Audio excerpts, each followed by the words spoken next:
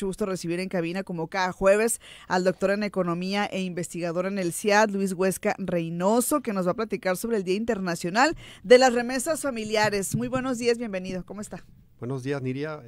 Muy bien, y pues saludos a toda la audiencia aquí con un tema muy interesante. O las remesas familiares, ¿no? Porque es una celebración universal, pero sabemos que para México cobra o tiene una relevancia muy importante. No sé si todavía México está situado como los países que más reciben remesas, pero creo que el contexto es importante, ¿no, doctor, sobre este tema, ¿no?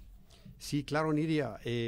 Mañana es 16 de junio, o sea, es el Día Internacional de las Remesas Familiares. Que es una celebración ya muy reconocida y que fue adoptada por la ONU, que es la Organización Nacional de las Naciones Unidas, por su Asamblea General, y lo celebra anualmente el 16 de junio de cada año. Y en ese día pues se conmemora la contribución de los más de 200 millones de migrantes para mejorar la vida de la parte de sus familias, que son otros 800 millones de familiares, ¿no? O sea, los que están trabajando son 200 millones, es lo que estima la ONU, y pues sus familias ya expandidas son 800 millones en todo el mundo, en sus países de origen, y esto genera pues una expectativa de esperanza para mejorar sus condiciones de vida, que en muchos de los casos no han encontrado al interior de su país, ¿no? Ofertas laborales, expectativas de trabajo, etcétera. ¿No? Sí, es importante esto, ¿no? A ver, ¿quiénes reciben las remesas?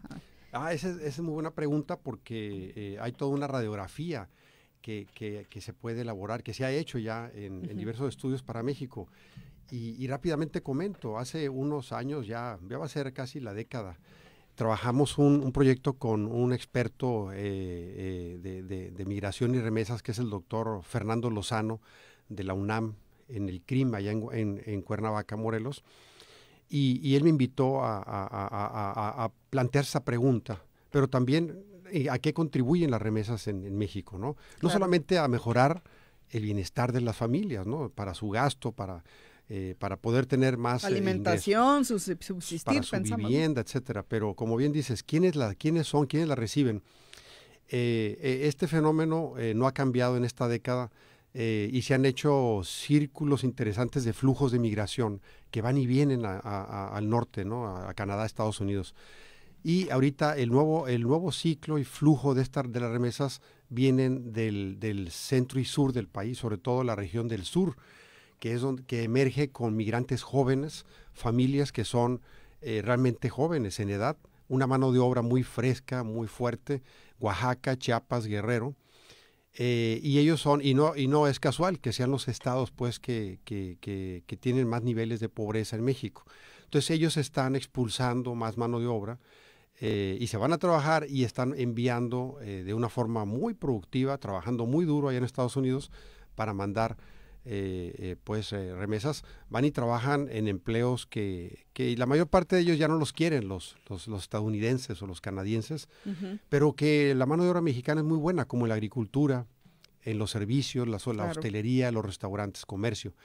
Pero bueno, entonces la región tradicional, que ya van por una cuarta generación, van por su cuarta generación desde aquel programa que hubo de los braceros en los años 50, que se demandó mano de obra pues mexicana para que pudiera trabajar en Estados Unidos. Había escasez de mano de obra en aquellos años para seguir construyendo grandes proyectos allá de su infraestructura.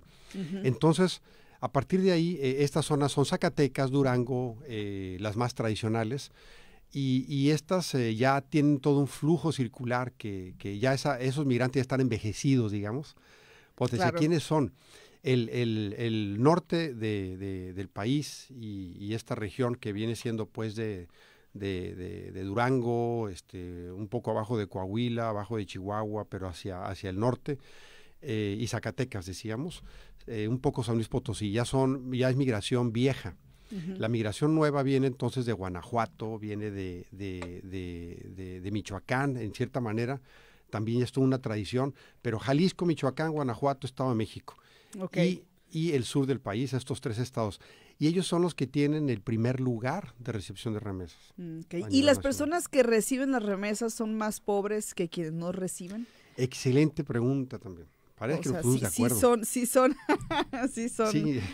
Sí son realmente las personas con más necesidades, pues. Es muy buena pregunta. Dependiendo de la región en donde estén los que reciben, los familiares que reciben las remesas, va a depender qué tan pobres sean. Pero en general, si vemos el fenómeno, actualmente ya no son más pobres que los que no reciben.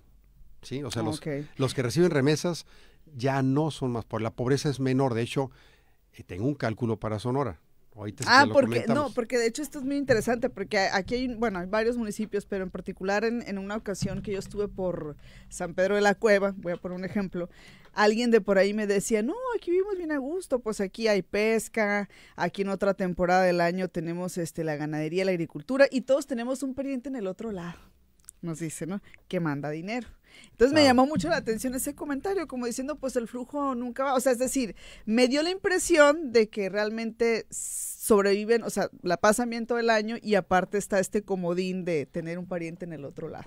Claro, sí, definitivamente, pero sí es bueno poner el contexto y que la gente sepa que en Sonora, Sonora ha ganado un poco de lugar en recepción de remesas, pero sigue siendo uno de los estados si no con el nivel más bajo, es un bajo. Los más bajos. Sí, porque ellos, si sumamos el 100% de los dineros que mandan los connacionales trabajando allá en el norte, fuera del país, Sonora ubicaría el lugar 24 actualmente al cierre del año pasado. Estaría en lugar 24 de 32, siendo el estado que menos recibe Baja California Sur, con 0.3%, y Sonora con el 1.7% por abajo de Nayarit y por encima de Aguascalientes. Entonces no somos como que un estado si lo vemos como Jalisco, Jalisco recibe más del 10% del total de las remesas que están llegando a México. No, nada más Jalisco, Michoacán y Guanajuato suman casi una tercera parte, el 30% de las remesas, ¿no? Y luego le seguirían estos estados que comentamos, Guerrero, Oaxaca, Puebla también, con casi un 15%. Entonces ahí se concentra casi todo ahorita, ahí se concentra, ¿no? Y bueno, y no sé si la otra pregunta que me decías, le preguntaba que si eran los más pobres, ¿no?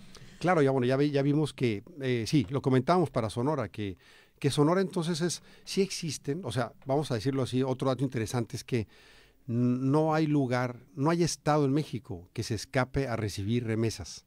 De alguna u otra forma. Pues sí, ya vimos que Baja California Sur es el estado con el nivel más bajo, con 0.3%, pero sí, sí recibe remesas. Entonces, y decíamos que en el contexto, pues México, ¿qué significarían las remesas? En ese estudio que comentamos que al inicio, que hice con el colega Fernando Lozano, observamos que en aquel entonces sumaban poco más de 3 puntos del PIB, ahorita suman 5, ¿no? 5 puntos del PIB. Y ese dinero, pues, es casi lo que se gasta en salud en México. Me gustaría comentar eso, es casi lo que se gasta en salud. Que además el salud es uno de los sistemas más importantes, ¿no? Que requieren más recursos, ¿no? Claro, imagínate la cantidad de dinero. Y es poquito más de lo que se destina a educación, a toda la educación que se destina pública en México. Entonces eso es mucho dinero. Esto también está permitiendo que el tipo de cambio, curiosamente, ¿no? Se mantenga. Que ahorita hablamos del tipo de cambio. Se mantenga fuerte y claro, y también que finalmente para cerrar la charla, pues podemos decir que entre otros indicadores, pues el tipo de cambio, no solamente por remesas, pero también las remesas siguen siendo una fuente más importante incluso que la inversión extranjera. Entraron 36 mil millones de dólares el año pasado a México y por nada más por remesas son más de 58 mil millones de dólares. ¿Cómo le haríamos sin las remesas? Wow. ¿Qué panorama? ¿Se habrán planteado un panorama en el que no existieran las remesas? Es casi igual del tamaño del hueco fiscal.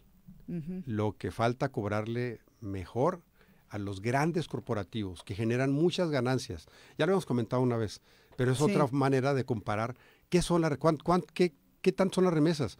pues también significarían una cantidad de dinero que es lo que las más grandes de las más grandes empresas de México, o sea, es decir, los más ricos de los ricos, y son muy poquitos, no están contribuyendo a Hacienda, al fisco, para financiar el gasto público y social que tanto necesitamos en México, para mejorar la seguridad social, para mejorar pues la educación, esencialmente. Y podemos dimensionar la cantidad de dinero que llega a ser también incluso lo que le falta al gobierno de recaudar mejor. ¿No? Eso es importante, ¿no? Y que tienen que trabajar en ello, ¿no? Para poder mejorar la recaudación. Muy interesante entonces está el tema. Le agradecemos al doctor Luis Huesca Reynoso por habernos acompañado. Recordarles que mañana es el Día Internacional de las Remesas Familiares y que por eso se abordó el tema esta mañana. Muchas gracias, doctor. A ti, Nidia, y saludos a toda la audiencia. Gracias.